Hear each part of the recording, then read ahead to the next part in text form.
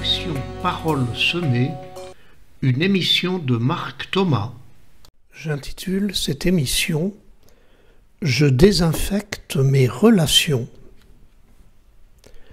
C'est parfois si difficile dans une relation d'être en présence de l'autre et de rester en connexion avec soi-même et son être intérieur. J'ai appris qu'il faut faire plaisir à l'autre au détriment de moi-même. Je n'ose pas dire ce que je pense ou réagir spontanément car j'ai peur de ce que l'autre va penser. Et puis toutes ces relations de dépendance, de soumission, de confusion, le mutisme, l'agressivité, la peur, la violence. Comment sortir de toutes ces relations toxiques et blessantes pour être vraiment moi-même et vivre des relations saines?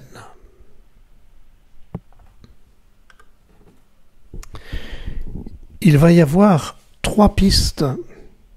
D'abord, je distingue, ensuite je prends de la distance. Enfin, je vis des relations saines. D'abord, je distingue. Tout commence dans les relations toxiques par la confusion. Quand j'accuse l'autre, par exemple, je lui dis « tu m'as blessé ». Je confonds ce qu'il a fait et l'impact que ça a sur moi. Je vais sortir de la confusion en distinguant.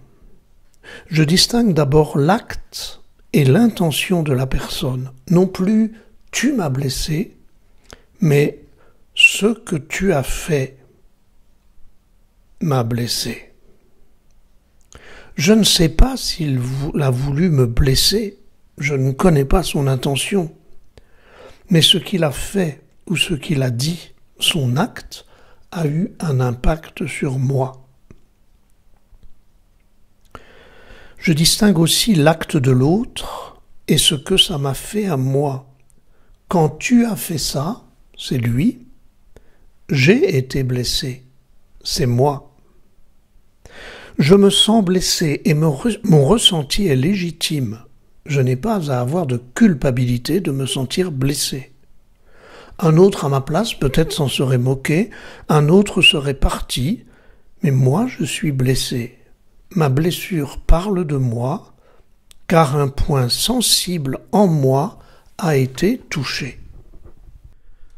Je sors de la confusion en prenant soin de mes ressentis. Je nomme ce qui est inacceptable pour moi. Je mets des mots pour décrire mes ressentis et les accueillir. Je cherche ce qui m'a empêché de me protéger devant l'autre pour lui dire « ce que tu m'as dit ou ce que tu as fait, ça c'est lui. Je ne le supporte pas, ça c'est moi. » Quand je prends de plein fouet ce qu'il m'a dit, je l'accuse d'être le coupable et je ressasse en boucle ce qu'il m'a fait. Je veux lui faire comprendre et je dis qu'il est fermé. Je voudrais ouvrir une porte close et je me fais d'abord du mal à moi-même, comme si je versais de l'acide sur ma propre plaie. Je vais sortir de cette confusion en prenant soin de moi. C'est comme en randonnée quand je me blesse contre un rocher. Il ne sert à rien de m'énerver contre le rocher et d'aller lui taper dessus. Je vais me faire encore plus mal. Je vais au contraire nettoyer ma plaie, la désinfecter, mettre un pansement. C'est en prenant soin de ma blessure et non du rocher que je vais cicatriser ma blessure et apprendre à me protéger à la prochaine agression. Oui, je lâche l'autre. Comme je lâche le rocher dans la randonnée quand je me blesse. L'autre n'est qu'un déclencheur. Je traite avec délicatesse ma blessure et ma sensibilité. Il sera temps après d'apprendre à contourner le caillou sur lequel j'ai buté ou la personne devant laquelle je ne suis pas à l'aise pour éviter de m'y blesser la prochaine fois.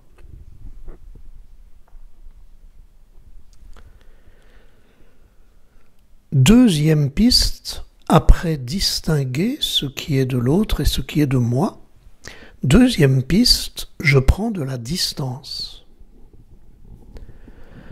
Des relations trop fusionnelles finissent toujours par devenir toxiques, jusqu'à l'étouffement, la fuite ou le rejet. Certains n'osent pas prendre de la distance pour ne pas blesser l'autre, mais ils finissent par se blesser eux-mêmes et par blesser la relation.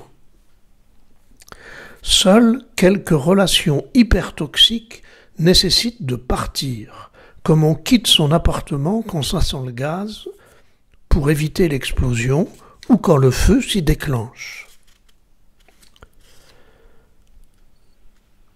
Je sors de la confusion du fusionnel toxique en prenant de la distance.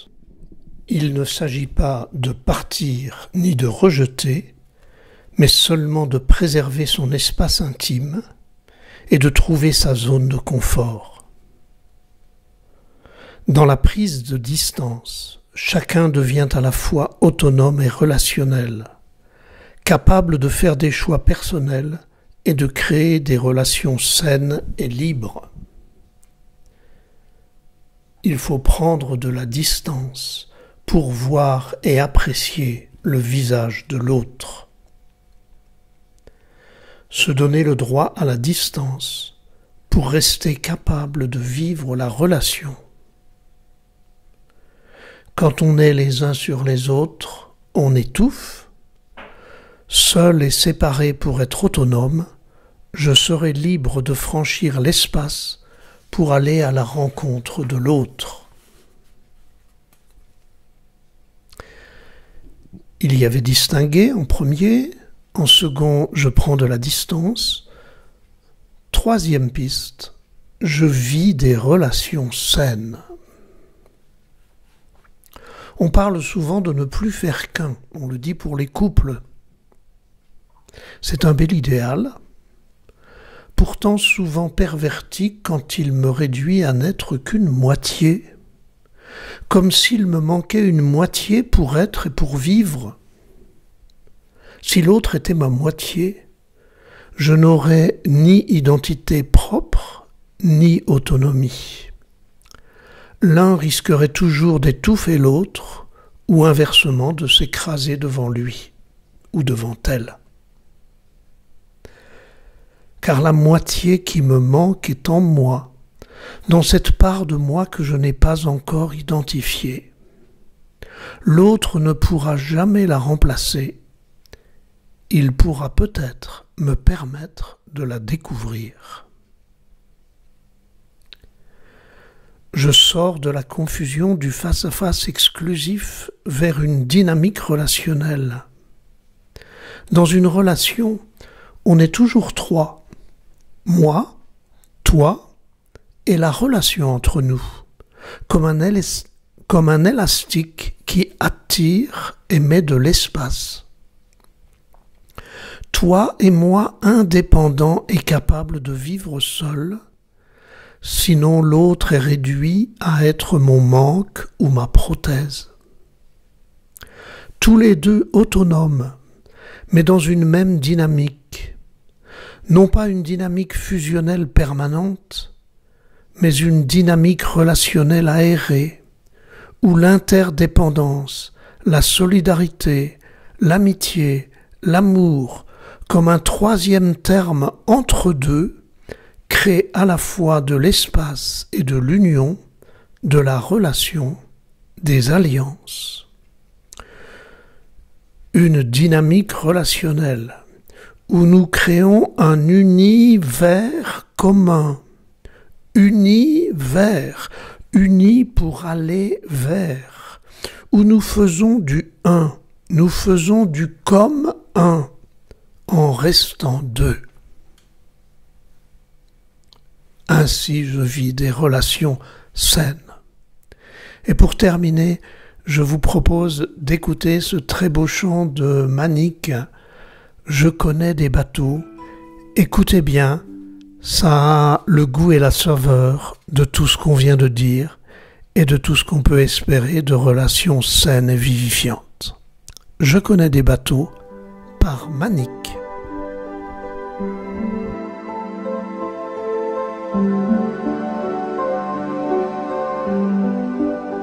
Je connais des bateaux qui restent dans le port, de peur que les courants les entraînent trop fort.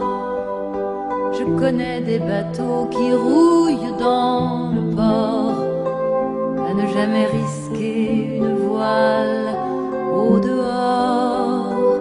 Je connais des bateaux qui oublient de partir, ils ont peur de la mer à force de vieillir, et les vagues jamais ne les ont séparés. Leur voyage est fini avant de commencer. Je connais des bateaux tellement enchaînés qu'ils en ont désappris comment se regarder. Je connais des bateaux qui restent à clapoter pour être vraiment sûrs de ne pas se quitter. Je connais des bateaux qui s'en vont deux par deux, affronter le gros temps quand l'orage est sur eux. Je connais des bateaux qui s'égratignent un peu sur les routes océanes où les mène leur jeu. Je connais des bateaux qui n'ont jamais fini de s'épouser encore chaque jour de leur vie, et qui ne craignent pas parfois de s'éloigner l'un de l'autre un moment pour mieux se retrouver. Je connais des bateaux qui reviennent au port, labourés de partout mais plus graves et plus forts. Je connais des bateaux étrangement